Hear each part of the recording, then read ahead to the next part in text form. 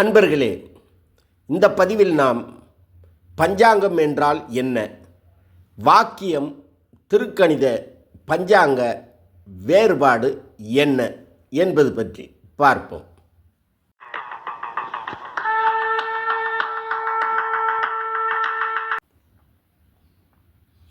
பஞ்சாங்கம் என்பது தமிழில் ஐந்திரம் என்று சொல்லப்படுகிறது. ஆனாலும் தமிழ் மக்களின் பயன்பாட்டு வழக்கத்தில் பஞ்சாங்கம் என்று சொல்லும் நிலையே பரவலாக தொடர்கிறது.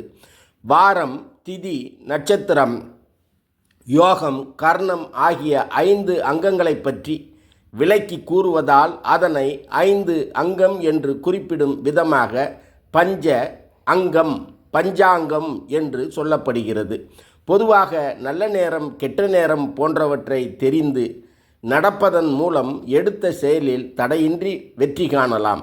ஆகவே அதற்கு உதவுகிற பஞ்சாங்கத்தை கால சூட்சுமத்தை அறிய உதவும் கையேடு என்றும் கூறலாம்.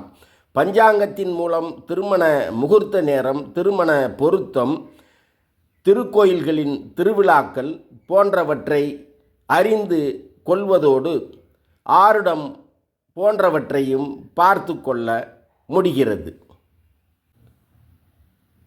கோள்களின் நிலைகளை வைத்து கணித்து அறிவிக்கும் முறையினை கொண்டு பஞ்சாங்கத்தை 2 வகையாக பிரிக்கலாம். அவை ஒன்று வாக்கிய பஞ்சாங்கம், மற்றொன்று திருக்கணித பஞ்சாங்கம். இதில் வாக்கிய பஞ்சாங்கம் என்பது கோள்களின் அசைவுகளை கணித்து வழியாக பயன்படுத்தி வரப்படுவது ஆகும். பொதுவாக இந்த வாக்கிய பஞ்சாங்கம் தான் மக்களின் பயன்பாட்டில் அதிகமாக வழக்கத்தில் உள்ளது. இதனை அடிப்படையாக வைத்தே கோயில் திருவிழாக்கள் மற்றும் சுப நிகழ்வுகள் நடத்தப்படுகின்றன.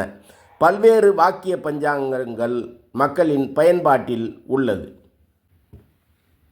மற்றொரு வகை பஞ்சாங்கமான திருக்கணித பஞ்சாங்கம் என்பது வழக்கத்தில் உள்ள வாக்கிய பஞ்சாங்கத்தில் கோள்களின் இயக்கங்களின் அடிப்படையில் உள்ள சில சிறு மாறுபாடுகளையும் சரி செய்து துல்லியமாக கணித்து தவறை திருத்தி உருவாக்கப்பட்டதே திருக்கணித பஞ்சாங்கம்.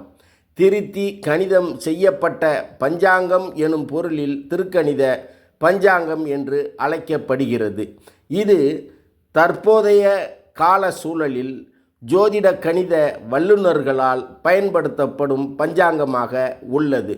இந்த திருக்கணித பஞ்சாங்கத்திலும் பல்வேறு பஞ்சாங்கங்கள் மக்களின் பயன்பாட்டில் உள்ளது.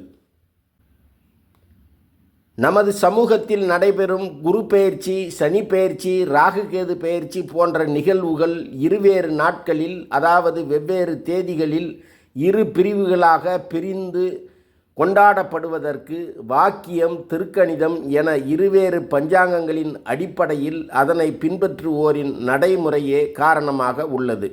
பொதுவாக கிரக பெயர்ச்சிகள் எல்லாம் வாக்கிய பஞ்சாங்கத்தின்படி முன்னரும் திருக்கணிதத்தின்படி அதன் பின்னரும் வருவதே இதற்கு சான்றாக உள்ளது எனும் இச்செய்தியோடு மீண்டும் ஒரு பதிவில் சந்திப்போம். நன்றி.